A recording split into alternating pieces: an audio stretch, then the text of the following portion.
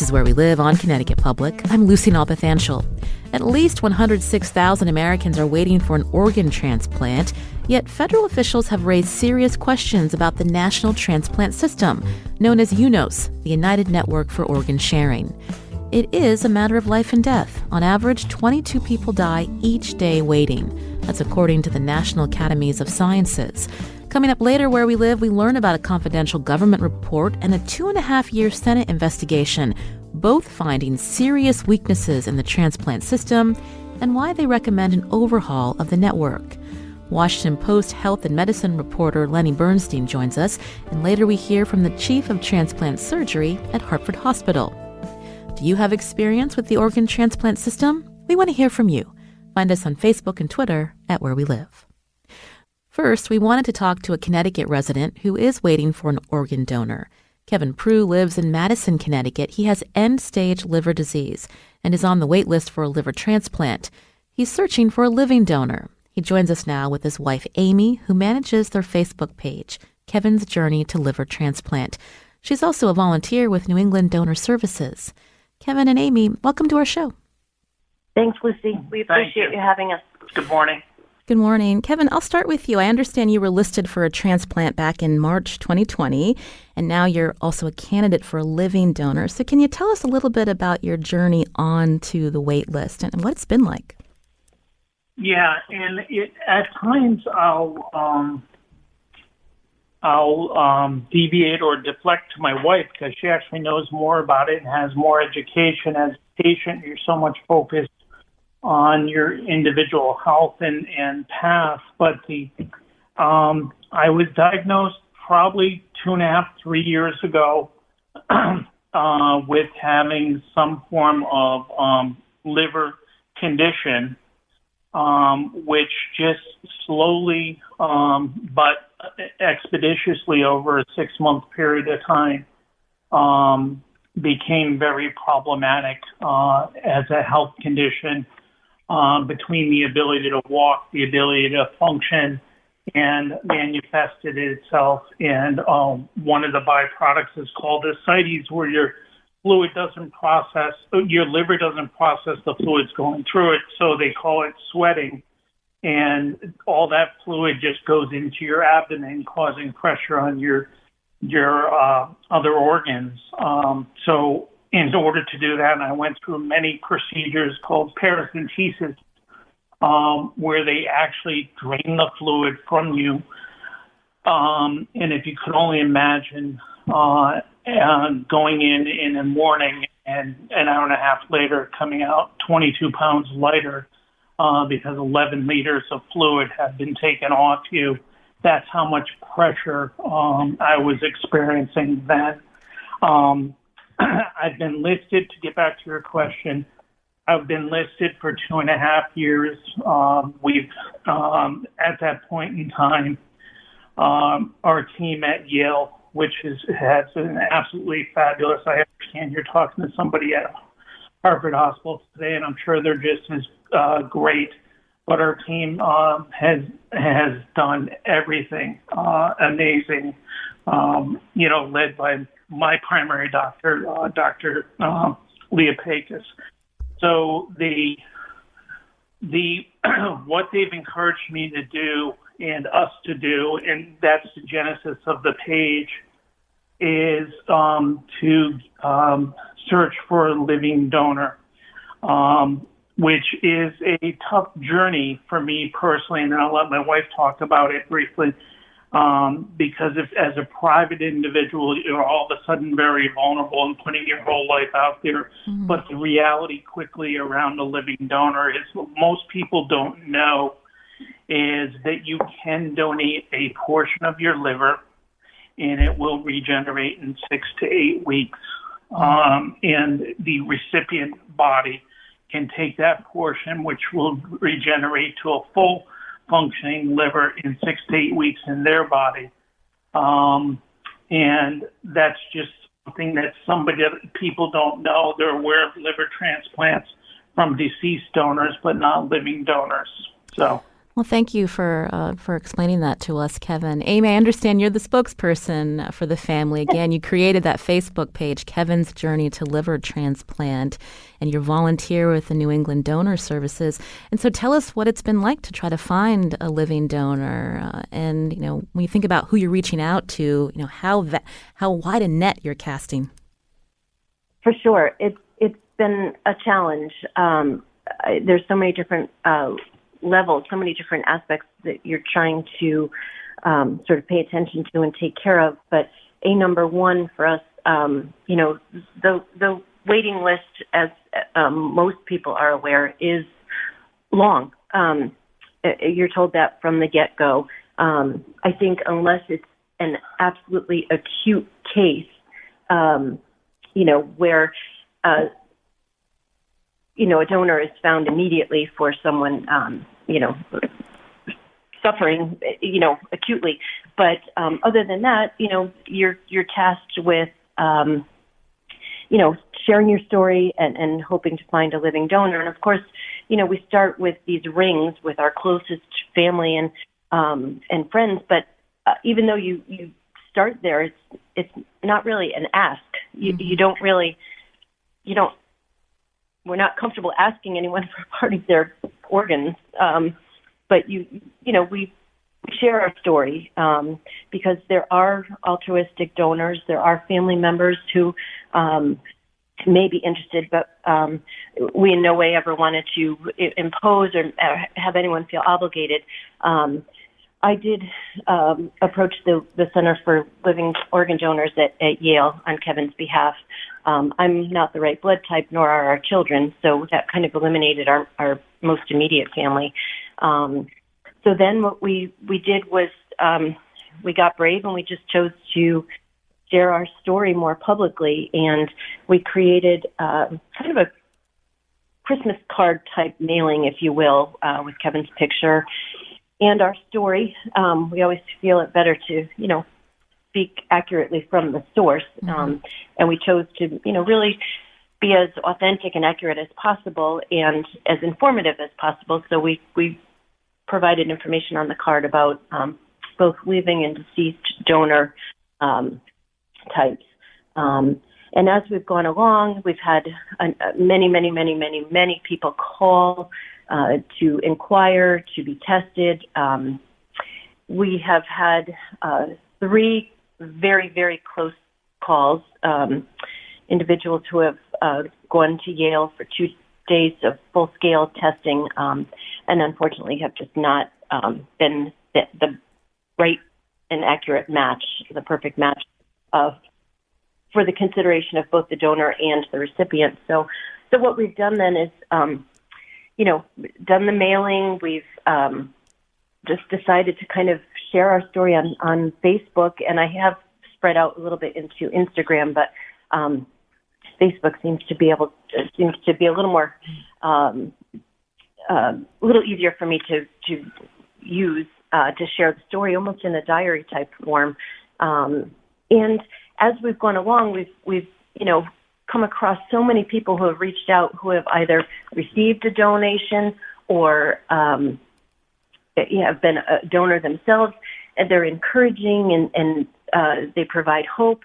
And so what we've learned and what we felt is that, yes, Kevin has the need, and that's the reason for our journey. And we will continue to primarily, hope to find a living donor for Kevin. But, well, Amy, that's okay. Amy, something both you and Kevin mentioned, even just the ask of finding someone who's willing to be a living donor. We heard from a listener who also had to look for a living donor, and he shared this with us when he's thinking about this wide net. For me, that was one of the most difficult parts, he told us. Asking for something so huge from friends, family, and even strangers was pretty gut-wrenching. And he goes on to say, even today, 5 years post-transplant, I'm still reckoning with the effects that question had on some of my relationships, from folks who I never imagined would consider such a request, who jumped at the chance, to others who I thought I could count on, who just weren't up for it. I'm wondering if you could respond to what he shared, Amy and Kevin. Absolutely, 100% agree. We chose not to ask point blank, just to share the story.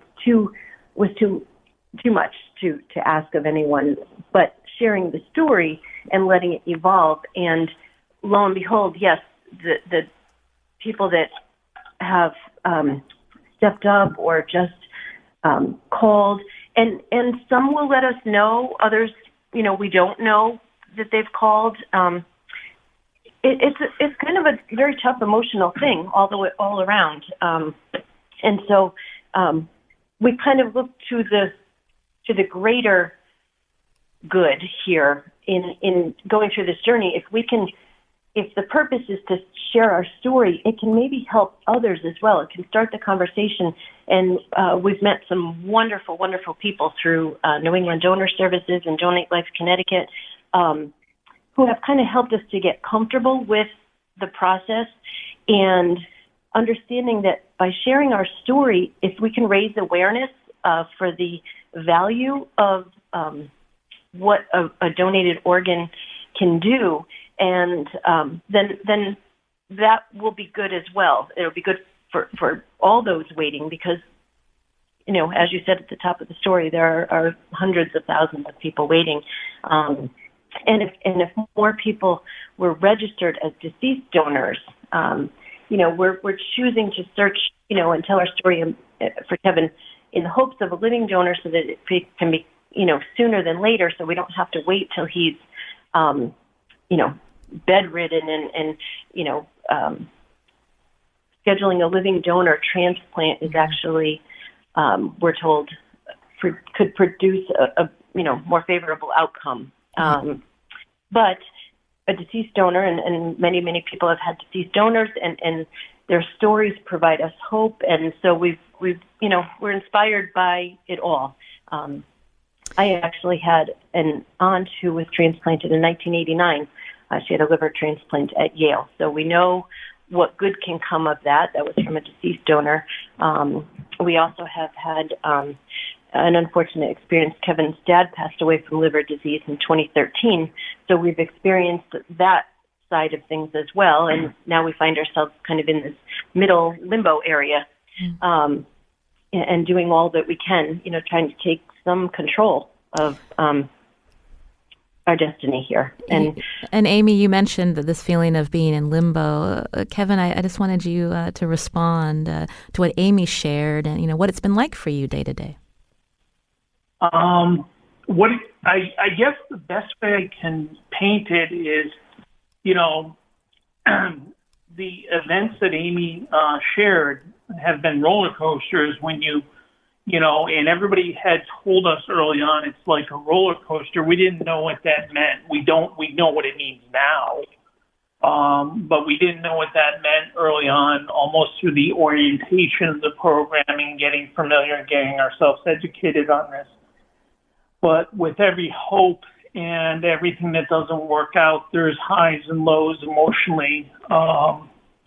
The reality for me is I have a great family. I'm sorry if I get emotional. I can tell that you have a wonderful wife. We have wonderful children. We have a new granddaughter. And so, those are the things that keep us going on a daily basis. I think it makes the highs higher and the lows lower.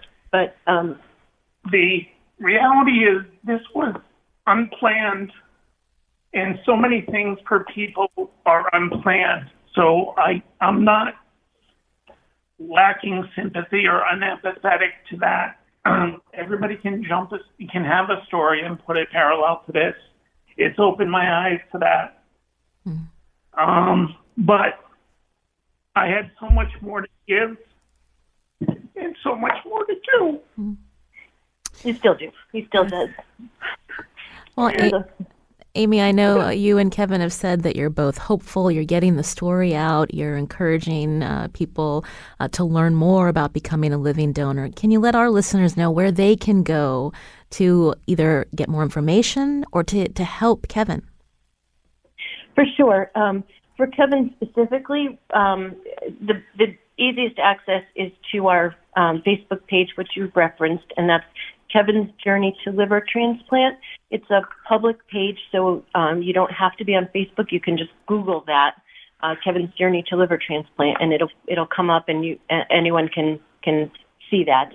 On there is the phone number to the Yale Transplant Center, the Center for Living Organ Donors, and that phone number is 866-925-3897. The great folks there in the Center for Living Organ Donation will process the call and kind of vet potential donors with the proper questions regarding blood type and health history and all of that. That's their job, and they do a great job of it. We don't vet anyone. Mm-hmm. We just direct them to the phone number. So if anyone is interested in calling, that would be a wonderful gift and a gift of hope for us as well. But in addition, anyone listening who is inspired by organ donation, just as end-of-life donors, registerme.org is a link to go to register as a deceased donor. No need to go through surgery or do that while you're living, but it does help because not every death is one that results in organs being able to be harvested. So that is something that, is a personal choice, but registerme.org for deceased donor registration. Well, thank you. Thank you so much for that information and for coming on to tell us your story. Amy and Kevin Prue, again, they're Madison, Connecticut residents. We'll share that information on our website and our social. Kevin, all my best to you. Thank you so much for your time. Thank you, Lucy. Thank you. You're listening to Where We Live on Connecticut Public Radio. I'm Lucy Nalpathanchel. Now, coming up after the break, we're going to learn about a confidential government report and a 2.5-year Senate investigation, both finding some serious weaknesses in the transplant system in the U.S., and we learn why they recommend an overhaul of the network. Washington Post health and medicine reporter Lenny Bernstein joins us, and later we hear from the chief of transplant surgery at Hartford Hospital. Now, do you have experience with the organ transplant system? You can join us too. Find us on Facebook and Twitter at Where We Live.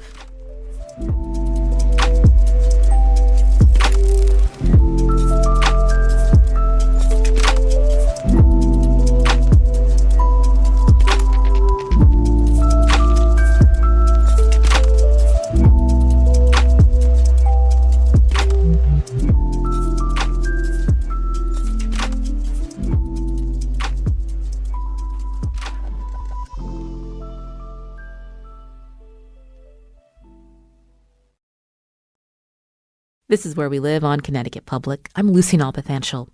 We're taking a deep dive into the nation's organ transplant system after a confidential government report and Senate investigation found multiple concerns with the United Network for Organ Sharing, known as UNOS. The Washington Post obtained the confidential review of UNOS by the U.S. Digital Service that completed just over a year and a half ago. In August, the Post reported on the Senate Finance Committee's 2.5-year investigation into the nation's organ transplant system, finding widespread deficiencies. The Senate saying, quote, 70 people died and 249 developed diseases after mistakes in the screening of organs they received in transplants. Washington Post reporter Lenny Bernstein is with us now. Lenny, welcome to the show. Well, thank you for having me. There were several articles by the Post looking into the transplant network and why officials say that the network needs vast restructuring. So break it down for us. Sure. I wanted to say very quickly that I was very sorry to hear Kevin's story, and I'm really thinking of him and rooting for him. I hope he finds a living donor.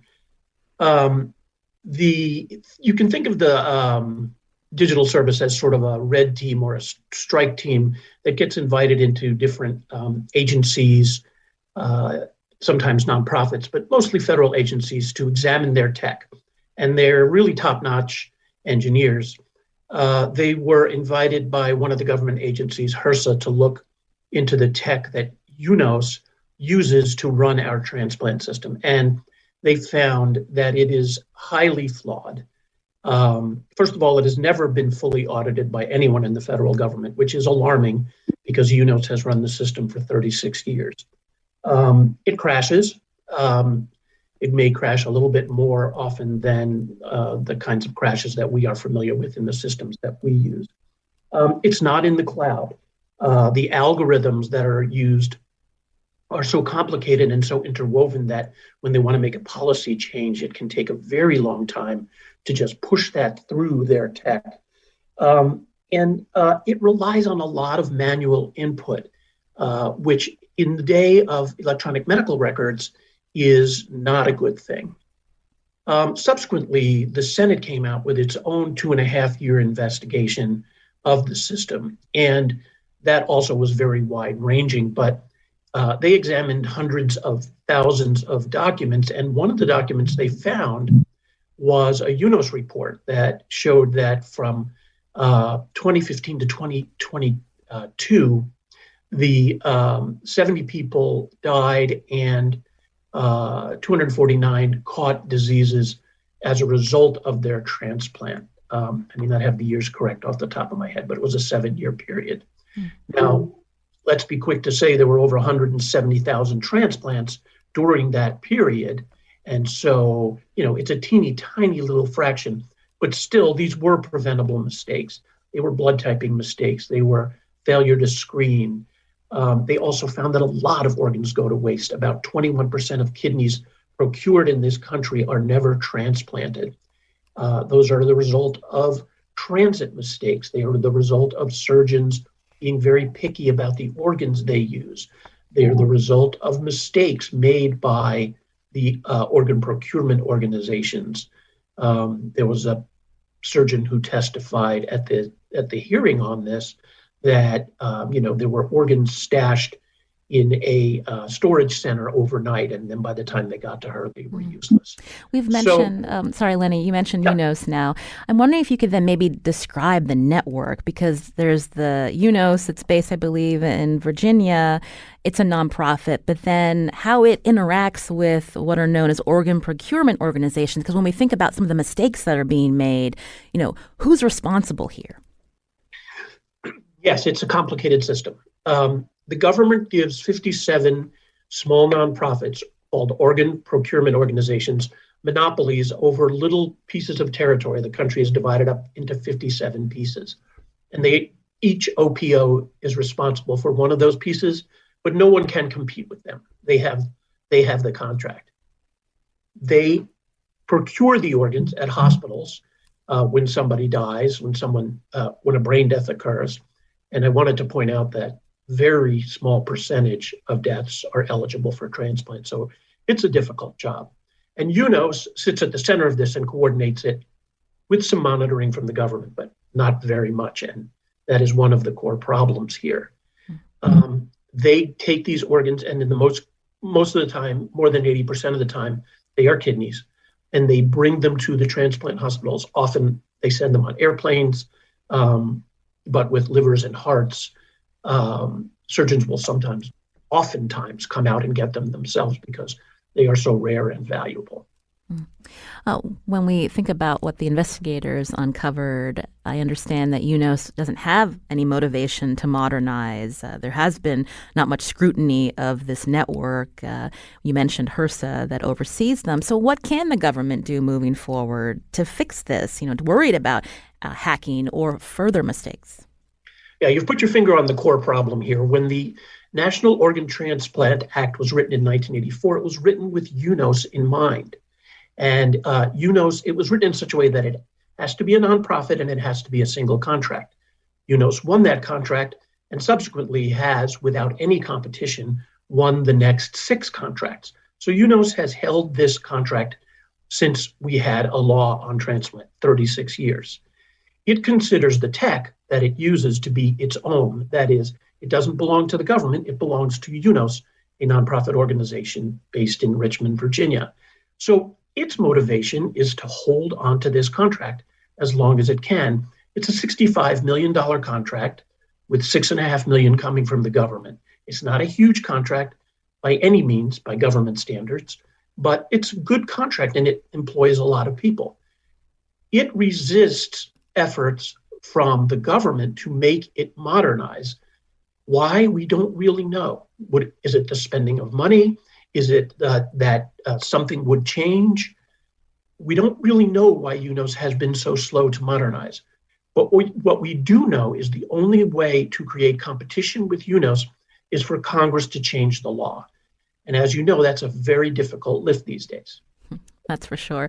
You're hearing with us on Zoom Lenny Bernstein, health and medicine reporter at the Washington Post, as we learn about its investigation and reporting on the National Organ Transplant System known as UNOS. If you have a question or comment, you can join us. Find us on Facebook and Twitter at Where We Live. Coming up, we're going to hear from a local transplant surgeon from Hartford Healthcare. But when we think about the Senate investigation, Lenny, and I think there were about 1,100 complaints when there were mistakes or issues with transplants or trying to find an organ match. And I'm wondering how UNOS has dealt with these complaints. And is that also part of the problem? Yes, you've raised an important point here. One of the most valuable things that the Senate did that no one has been able to do before was to go in and get, through subpoena, and other means, all the complaints that went to UNOS about problems. One of UNOS's jobs is to monitor these complaints, to investigate them, and if necessary, to sanction the organization, whether it's a transplant hospital or an OPO or a lab that made a mistake. What the Senate showed was that that less than half of them really amount to anything. They're sort of, more than half are kind of ignored or discarded, or nothing really happens to them. And only once or twice has there been any kind of sanction from UNOS to the organization. Now, UNOS insists that it relies on a system it calls peer review, which is, we're a coach. We want to help this OPO get better. We want to help this transplant center not make this mistake again. The problem is that we're now 40 years into the system without accountability, without someone punishing someone for making the same mistakes over and over again. Nothing changes. That's why in 2019, the government took the very first initial steps to make OPOs better at collecting organs from hospitals. Many of them underperform in this area. There could be thousands more organs in circulation, according to the government, if these OPOs did a better job. And again, OPOs mean organ procurement organizations. Yes, the 57 small nonprofits around the country that pick up organs at hospitals and make sure that they get to transplant centers. I started the show talking about the people that are waiting, I think nearly 106,000 Americans. And so what does all these reviews happening on the federal level mean for people currently on the list, Lenny? I'm afraid it doesn't mean very much immediately. The hope is that reform will take shape and grow, and that the system will be made more efficient, more accountable, so that there are more organs in circulation. There is less waste of organs that are so badly needed by people, and that over time, possibly, 5 years, 10 years, I'm really making that up, you would have a system that whittles away at that list and brings it, to a much smaller number of people waiting for organs. Lenny Bernstein, again, is health and medicine reporter at the Washington Post as we talk about this network responsible for organ transplants and finding organs for donor matches. You can join us.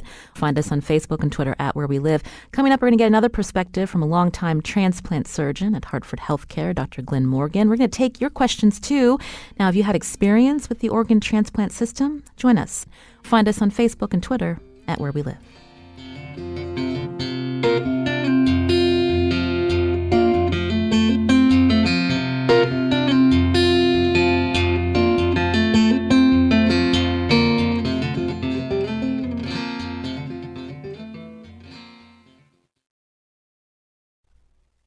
You're You're listening to Where We Live. I'm Lucy Nalpathanchel. We're taking a deep dive into the nation's organ transplant system. Washington Post reporter Lenny Bernstein is with us.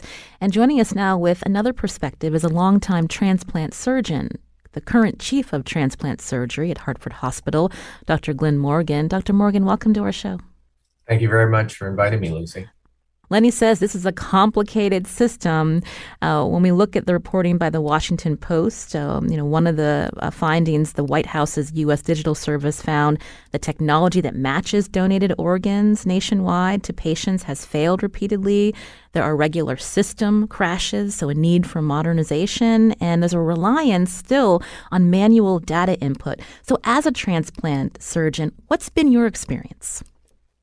Yeah, no, it is a really important topic, and in the field we've been talking about the ability to modernize, the ability to go mobile, especially because we are constantly on the move, not just as people, and surgeons are people, we're moving about, and the ability to access the system to get organ offers, to assess organ offers, has been very important. In terms of so-called crashes, personally, I can't say that I've experienced that too often. I know they have regular maintenance for their network, and I'm aware of that. But I haven't personally been affected by outages or downtime so much. What has been one of the things we've asked for in the trenches, so to speak, is to modernize and to get a digital mobile platform. And it took many, many years for us to finally have a mobile platform that we can look at organ offers, to assess them, and to make decisions. And even then, it's not an application. It's not an app that we can use on our phones and iPads. It's really just access to a site. And it's far better than it used to be, but it's still, by a lot of modern standards, I would say, and I'm not an expert in this area of technology, it's still just sort of on the early stages of evolution. So a lot of work still to be done, I think, on the digital side of things and the mobile side in particular. When we heard Lenny talk about that Senate investigation and how they found, that sometimes organs were wasted, I'm wondering, how big of a problem is that, especially when we hear stories like Kevin Prue at the top of the show, waiting for so long and, wanting to make sure that the system is, robust and responsible because people's lives are at stake here. Absolutely. Yeah, organ discards are a big problem, and it's a multifactorial issue. Not all deaths, as you heard, are eligible for organ donation. In fact, a very tiny percentage of deaths are actually eligible for organ donation. And a lot of these organs, despite careful vetting, will just not be suitable, either physiologically, anatomically, for whatever reason. But I know we can do better. I think everybody in the transplant community on both sides of the fence agrees that we can do better with decreasing discard rates.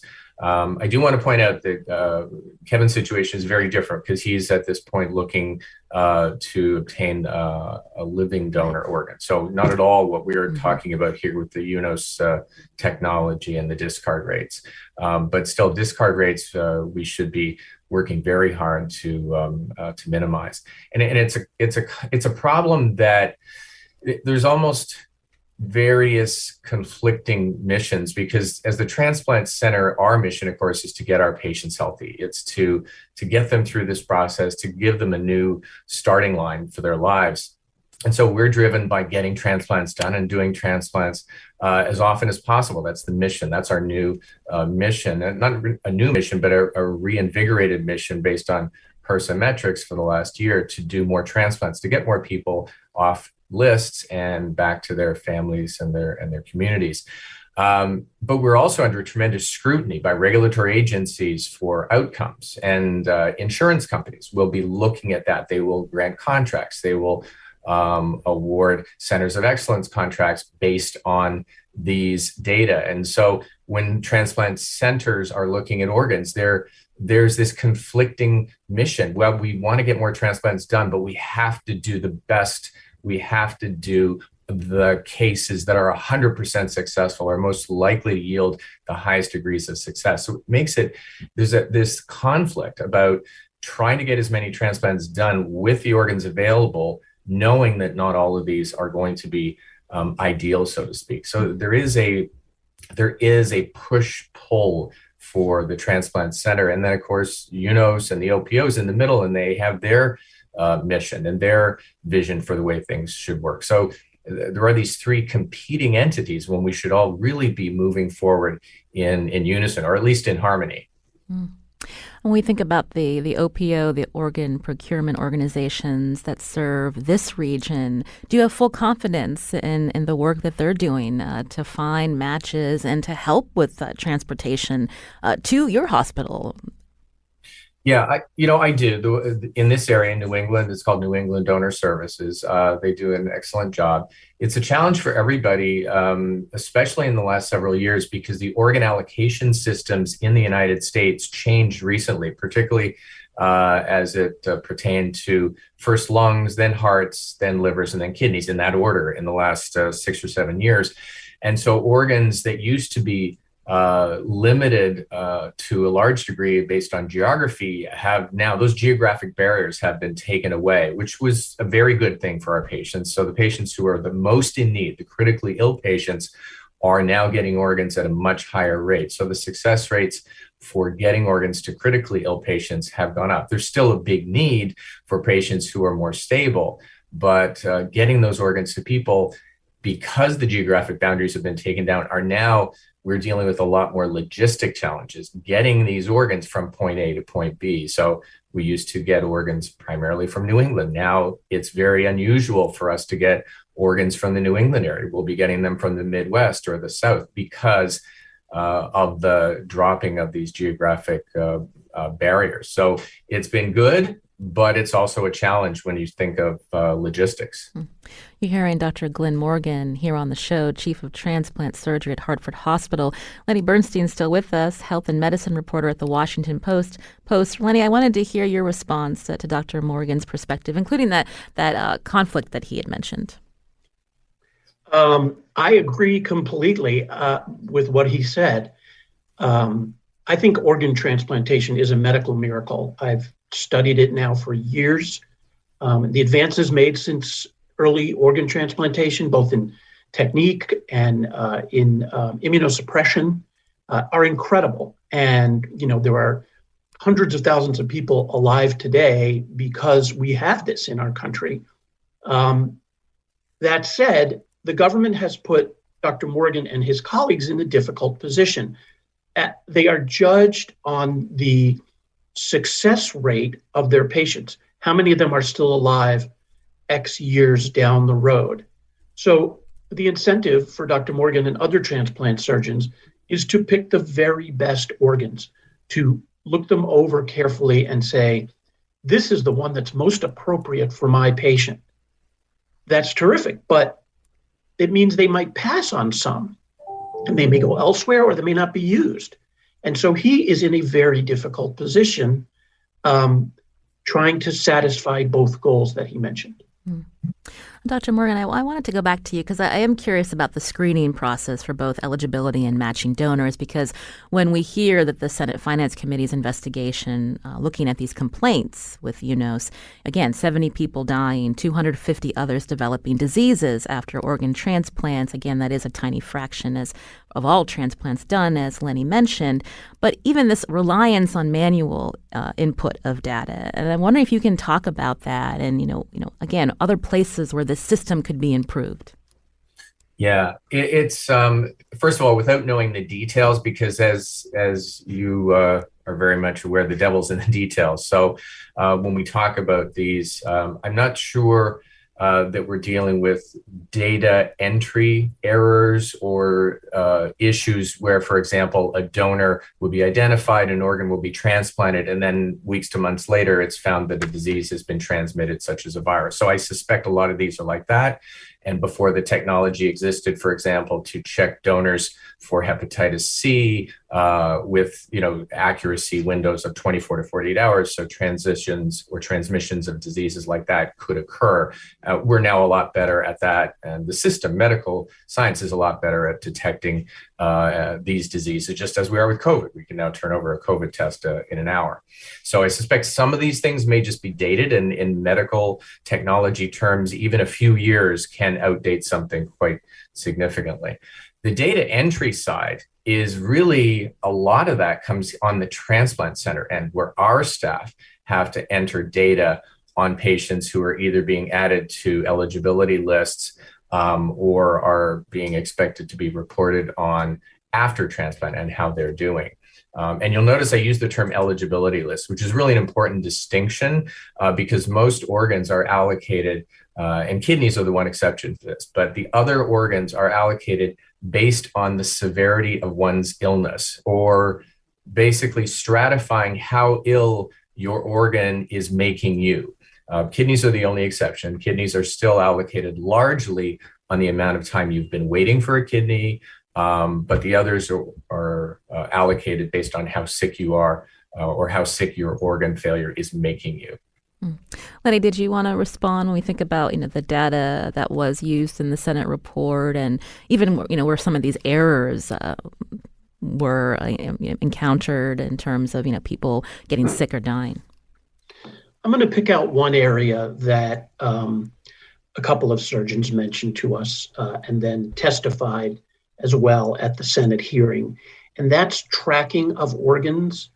UNOS has been so slow in developing its own technology to track an organ. Let's say it's coming all the way across the country, or as Dr. Morgan pointed out, from a very great distance, which more and more of them are now. UNOS has been so slow in developing its own tracking technology that docs sometimes use other means to follow their organs. One woman testified at the hearing that she looked at their technology and decided it was so poor that she went with a commercially available tracking system. Another doc we quoted in the story said, look, if we can know where our meal is through DoorDash, if we can know where our Amazon order is at every step of the way, why can't we know where a kidney is? And right now, and I'd like to hear if this occurs to Dr. Morgan, that's not always possible. Dr. Morgan?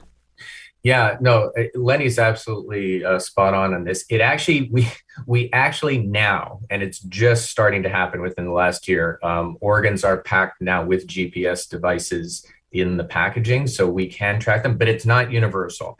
And again, kidneys are often transported either by land or by air without any, there's no accompanying physician or medical staff person. So they're often, put on an airplane or on a bus, or it could be anything, frankly, and moving along. So having those with the GPS is very important. Other organs, such as hearts, are often accompanied by the medical team. Livers, maybe half the time, are accompanied by the medical team. But it would be nice to be absolutely sure that you could just drop a chip into a box and make sure that you knew 100% of the time where these organs are. That it's gotten better. We do now get a significant proportion that can be tracked, but it's certainly not universal. Before we run out of time, again, I wanted to ask Dr. Morgan, when we think about, steps moving forward, the government review refers to UNOS, again, the United Network for Organ Sharing, as a monopoly, very little checks and balances outside of the nonprofit. The government also has little power. And so I'm wondering if you can talk about, is this a positive trait of the organization to not have this government interference, or do you think that there's more room for regulation? Yeah, as with many things, definitely the separation of the technology aspect and the policy-making aspect would be, I think, wonderful. I don't think there's any of us that would disagree with that. Well, I shouldn't speak for the entire transplant community, but that I would certainly be in favor of that, separating out the technology from the policy-making. the policy making, the allocation, the things that we do as a transplant community, and this involves people from all areas. We're talking the surgeons, we're talking patients, we're talking community members, we're talking LPO staff. Everybody's involved in the policy making that goes into this organ transplant system. So that is a good thing. That's a good thing that something so highly specialized is taken care of by the people who are most invested, the stakeholders that actually have the experience and are sort of in the trenches. But it does concern me that one entity has really been, the only entity to manage this contract since its inception. So it wouldn't be the worst thing in the world to have some competition. Unquestionably, separating out the technology would be a good thing.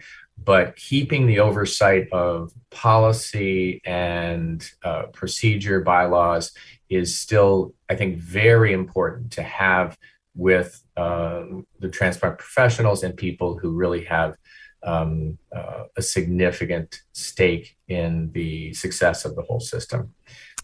Lenny Bernstein, before we lose time for the hour, again, what will you be watching for in the next weeks and months when we think about, Congress's role, even when we think about this contract to UNOS?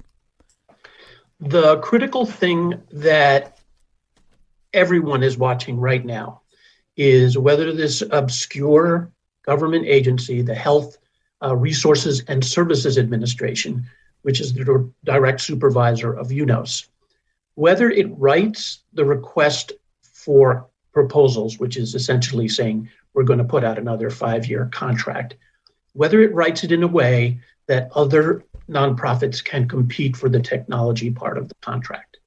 If it doesn't, which it hasn't for 30 some odd years, then little will change on that. If it does, then we will see a very interesting new landscape. Again, that's Lenny Bernstein, health and medicine reporter at The Washington Post. We have links on our website, ctpublic.org/wherewelive, to The Washington Post's reporting. Lenny, what a pleasure to talk with you. And again, you're a Hartford Courant alum, so even better to have you on the show today. Anytime. Also, thank you so much to Dr. Glenn Morgan, Chief of Transplant Surgery at Hartford Hospital. Thanks for your expertise, Dr. Morgan. Thanks for having me, Lucy. I'm Lucy Nalpathanchel. Today's show is produced by talk show intern Anya Grandolski. Good luck this fall, Anya. Also, thanks to Katie Tolarski and Katie Pellico. Our technical director is Kat Pastor. Learn more, just download Where We Live anytime on your favorite podcast app. Back tomorrow.